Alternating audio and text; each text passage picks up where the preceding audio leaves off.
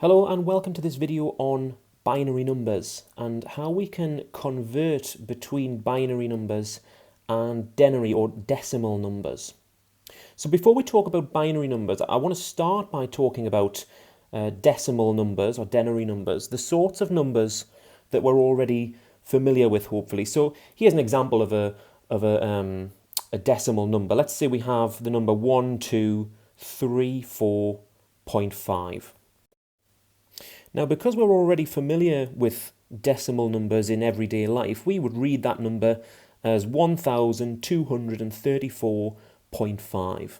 Now, the reason I want to bring up the topic of denary numbers, even though we're already familiar with them, is to understand how these denary numbers are constructed and the fact that they are constructed to the base of 10. So what I want to do is expand this number to show you what it is that I mean. We could write this number as 1 times 10 to the power 3 plus 2 times 10 to the power 2 plus 3 times 10 to the power 1 plus 4 times 10 to the power 0 plus 5 times 10 to the power minus 1. So we see here that each digit of our number, as we look at the numbers in our original number here, each digit is multiplied to an increasing power of 10. And so we know that 10 to the power 3 is the equivalent to 1,000. So we have one lot of 1,000. 10 to the power 2 is equivalent to 100, so we have 2 times 100, plus 3 times 10, plus 4 times 10 to the 0. 10 to the 0 is 1. Anything to the power 0 is 1. So 4 times 1 is 4. Plus 5 times 10 to the power minus 1 gives us our 0.5. And if there were more digits, we would expand our expansion in a similar way. So the reason I wanted to mention this is we construct our binary numbers in a very similar way. The only difference is that our decimal numbers are to the base of 10, so we see these powers of 10, but binary numbers are to the base of 2. And the other difference is, along with being to the base of 10, we have 10 possible digits in a decimal number. We can use the digits 0 all the way through to 9. And so we have 10 possible digits, and it's to the base of 10 when we expand. Our binary numbers, on the other hand, are to the base of 2. And as well as that, we only have 2 possible digits. So we have the base of 2, and the possible digits, there are only 2, and those are 0 or 1. So let's have a look at an example of a binary number. And let's say that we have the binary number 1010.1. So you notice our binary number can only contain ones or zeros. Now, one of the things I'm going to do from this point forward is just to distinguish whether we're talking about decimal numbers or binary numbers. I'm going to note the base of the number on or alongside each of our numbers as well. So just as a sort of little subscript here, I'm going to say that that's a number to the base of 10 to make it clear that it's a decimal number. And here our number is to the base of 2, just to make it clear that it's a binary number. So when we look at a binary number such as this one, the temptation is to say, oh, well, that's 1010.1. But that's us reading it as a decimal number. It's not the same when it's a binary number. And what we're going to do is we're going to look at how we can convert a binary number such as this into a decimal number. And the easiest way to do that is to expand it in the same manner as we've done for our decimals. So let's do that and say that our binary number now is 1 times 2 to the power 3. Remember, we're to the base of 2. Plus 0 times 2 to the power 2. Plus 1 times 2 to the power 1. Plus 0 times 2 to the power 0. And finally, plus 1 times times 2 to the power minus 1.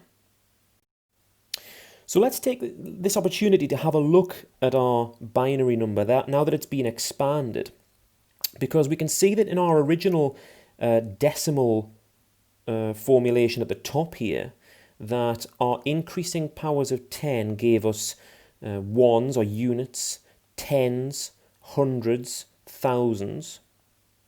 In our binary number here, we have ones again, because anything to the power 0 is a 1. Twos, fours, eights, and if we had a longer number with further digits, we'd have 16s, 32, and you'll notice that they're increasing by a factor of 2 each time. Going the other way, sort of on the other side of the decimal point, you see we have 2 to the power minus 1 here, which is the same as 1 over 2, or a half. And again, if we had more digits going to the right, we'd have 1 over 4, or a quarter, 1 over 8, 1 over 16, and so forth. So let's just make a quick note of these, just to help us understand how the binary number is structured. We've got 1s, 2s, 4s, 8s. Going the other way, we've got 1 over 2, and then 1 over 4, 1 over 8 if we continued. So to convert our binary number here into a decimal number, we can just calculate it as we see it here. So I'll just move all of this upwards a little bit, and we can say that what we've calculated here is equal to, well, 1 times 2 to the power 3 is 1 times 8, which is 8. Plus 0 times 2 to the power 2, which is 0. Plus 1 times 2 to the power 1, which is 2. Plus 0 times 2 to the 0, which is 0. And then plus 1 times 2 to the minus 1, or 1 times a half, which is a half. And when we add all of these together, we get our result of 10.5.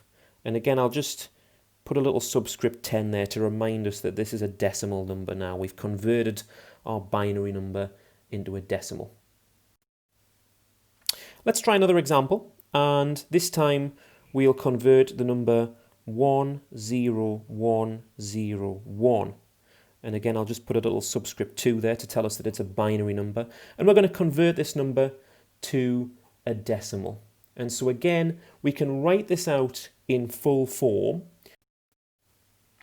and we should see something like this. So one of the things to notice in this particular example is that we don't have a decimal point, as it were, in our binary number like we did in the previous one. But if there was a decimal point, then it would be at the end here. And we have digits moving to the left of the decimal point, or where the decimal point would be. And we start with what's called the least significant digit, and we move upwards towards the most significant digit, because what we've seen when we expand is that as we move to the left, the values are larger in terms of their decimal equivalent. And so what we find is that our first or least significant digit to the left of the decimal point, or where the decimal point would be, is going to be 2 to the power 0. That's our units there. And as we move to the left, we have 2s, 4s, 8s, 16s. And so when we expand here, again, at the very right-hand side, we have our 2 to the power 0 here. We've not got anything after the decimal point where we would have 2 to the power minus 1, 2 to the power minus 2, and so forth. We'll see another example in a second with that. But here we just start with 2 to the power 0, 2 to the power 1, 2 to the power 2, 2 to the power 3, and 2 to the power 4. So again, when we expand these, we find that 2 to the power 4 is equal to 16. So 1 times 16 is going to be our first decimal equivalent there.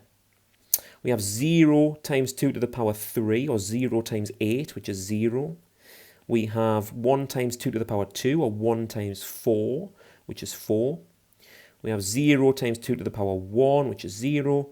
And we have 1 times 2 to the power 0, which is 1 times 1, which is 1. And so our whole result here comes out as 21. And it's a decimal, so 21 to the base of 10. Let's look at one more example. And this time, let's convert something that's after the decimal point.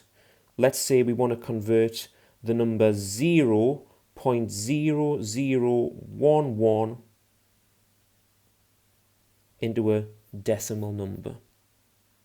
So we'll start by expanding that, because here, like we said before, the number to the left of the decimal point is going to be our 2 to the power 0 term. And we're moving to the right now, so we'll have 2 to the power minus 1, 2 to the power minus 2, 2 to the power minus 3, and 2 to the power minus 4. So let's write that out fully. We can say that that is 0 times 2 to the power 0 plus 0 times 2 to the power minus 1 plus 0 times 2 to the power minus 2 plus 1 times 2 to the power minus 3, and right at the end here, plus 1 times 10 to the power minus 4. Okay, so when we calculate the result of this, we find that we have 0 times 2 to the power 0, so 0 times 1, which is 0. 0 times 2 to the power minus 1. 2 to the power minus 1 is the equivalent to a half. So we've got 0 times a half. 0 times 2 to the power minus 2. 2 to the power minus 2 is a quarter. And so we have 0 times a quarter. 1 times 2 to the power minus 3, which is an eighth. And 1 times 10 to the power minus 4, which is going to be a 16th.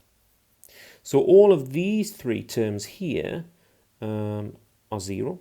0 plus 0 plus 0. We have an eighth here, and we have a 16th here. So our result is, as a fraction, we could say 3 over 16, because 1 over 8 is the same as 2 over 16, and 2 over 16 plus 1 over 16 gives us 3 over 16. Or as a decimal, we can say that that is 0.1875. And that's, again, a decimal number, so I'll put that little subscript there. So up until now, we've seen how we can convert a binary number to a decimal number by writing it out in its full expanded form. Now, once you get the hang of that, it'll probably be the case that you don't need to write it out fully as we've done in our examples, but I think it's a good way to kind of get familiar with how those binary numbers are structured. In this next section, though, we're going to do the other way around now. We're going to convert a decimal number into a binary number, and unfortunately, that's a little bit trickier, certainly to do by hand, as we're going to do in this video. So what I've done is I've written out 3 steps that we're going to follow to convert integers, or whole number decimals, into binary. We'll see just later on what happens when our numbers aren't integers. There's a slightly different method. But for whole numbers, integers, we can follow these 3 steps. What we're going to do, first of all, is the decimal number that we're given, that we want to convert into a binary number, we're going to divide it by 2, but we're going to divide by 2 to gain an integer result. I still want a whole number. Now, that might be the case depending on our number. It might divide nicely by 2 to get an integer result, but it might be the case that there's a remainder. And if there is a remainder, that becomes a bit in our binary number. Binary numbers aren't made up of digits. Technically, we should call them bits. And we're going to convert our decimal into a binary by following these steps. And the third step here is simply just to repeat the first 2 steps until we're completed.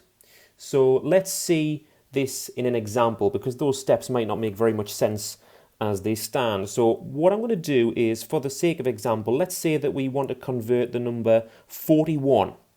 It's a decimal number, so 41 to the base of 10. And I want to convert this number into a binary number. And so our first step there is to divide by 2. Now, let's say I was to divide the number 41, 41 divided by 2, I'd get the answer 20.5. Now, that's not an integer result. It's not a whole number. So let's say instead I take a remainder of 1. So I'm left with 40 divided by 2, and that's going to give us a value of 20, but not forgetting that I've got that remainder of 1 that I took out. So 41 divides by 2 with remainder 1, because I've taken out that 1 as a remainder so that it divides into an integer. So let's say that we've followed our first step and we've divided our number by 2, and we're left now with the number 20. And on the right hand side, I'm going to start constructing our binary number. So our first digit, remember our second step there, the remainder becomes a bit in our binary number. Well, the remainder we've said was 1, and so that's going to become the first bit in our binary number. So there's our 1 there. Let's repeat the same step again. Well, 20 divides by 2 perfectly to get an integer value of 10. So there's 0 remainder there. And so our next digit is going to be 0. Now I want you to notice when we're constructing our binary number that we start with the least significant digit and we're moving to the left in increasing significance. So we're going to end up with the most significant digit at the end. We're constructing our number backwards, as it were. Let's continue and divide 10 by 2. Again, we get a nice integer result there of 5. So again, the remainder is 0, and we can add a 0 onto our term here. Now we divide 5 by 2, we get 2.5. So it's not an integer result, but it does divide by 2 if we take a remainder of 1 out. If we take a remainder of 1, then it's only 4 divided by 2, and that would be an integer result of 2 there, but we've got that remainder of 1 that we're going to add to our binary number. And then we're going to divide 2 by 1. I'll just scroll down very slightly here. So 2 divided by 2 divided by 2. We're dividing by 2 each time. 2 divided by 2 gives us 1. So remainder 0, because we get a nice integer result there. And that remainder goes on to our binary number. Again, we're moving from right to left as we construct our binary number. And then finally, we've got 1. Well, 1 doesn't divide by 2. It is in itself a remainder. So we've only got our 1 remaining at the end. And so that becomes our last digit. And we've gone through this process of dividing by 2 each time until we've completed and taken account of all the digits in our binary term now. So what we can say is that remember we started out 41 to the base of 10 here is equal to 101001, and again it's a binary number, so I'll just put that subscript there at the end. And we can do this for any whole number. We can follow this same process of just dividing by 2 each time and just taking account of the remainder in each instance. The remainder will always either be 0 or 1 when we're dividing by 2. So in the previous section, we looked at how we can convert a whole number, or an integer decimal, into a binary number. And in this last section, we're going to look at what happens when that's not the case, when we have a non-integer term, or in this case, a number that's less than 1. So here I've got an example of a decimal number 0.6875, and we're going to convert that to a binary number as well. So the method that we use when our decimal number is to the right of the decimal point, or less than 1 as it were, is to use the opposite process to the process that we saw in the previous section. So in the last example, we saw how we divided by 2 each time. Well, at this time, we're going to multiply by 2 each time. And we'll see how that works as we go through this particular example. So the first thing I'm going to do is to divide this number here by 2. So multiplying by 2, we get the number 1.375. And what we're going to do is we're going to start constructing a binary number using the digit that appears before the decimal point. So I'm interested in this digit here, 1. And so what we're going to see is that our first digit of our double term, the one that's before the decimal point, is going to form the first bit of our binary number after the decimal point. So what I'm going to start doing is constructing our binary number on the right hand side, and we're going to start with the decimal point, and we're going to move to the right, as it were. So our first digit is going to be 1, because that's the digit that appears before the decimal point here.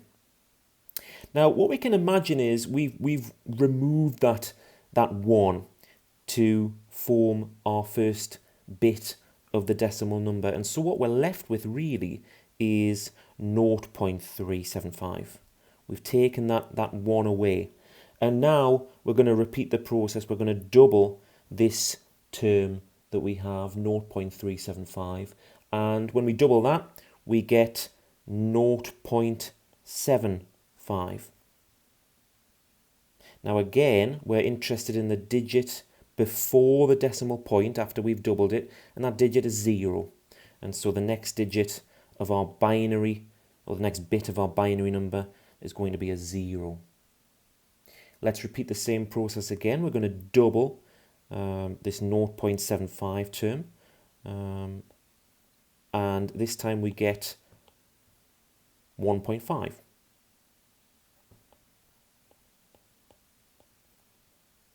Again, I'm interested in this first digit. We're going to remove it to form the next digit of our binary number, and so we have a 1 here. And again, we've taken that 1 away, so we're only left with 0.5 that we double. And so I'll just make a little note of that below, 0.5.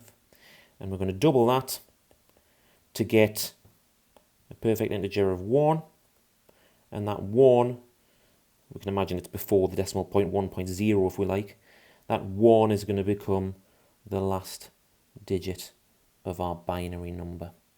So we've got our decimal number of 0.6875, which we've converted to a binary number of 0.1011, or 0.011 if we like. We can put that there. And that's to the base 2. We've converted that to a binary number now. So the last thing to mention is, what if it's a case that we have a number that is a combination of both our examples, that has some digits before the decimal point and it has some digits after the decimal point? Well, in that case, we would just use a combination of both of the processes that we've used in our previous examples here. Let's have a look at what we'd have if we sort of merge these two examples together. So in the last section, we converted the number 41 and we found that that came to 101001 as a binary number. And in this section, what we've just done here is we've converted the number 0.6875 into a binary number, and we found that that was 0.1011.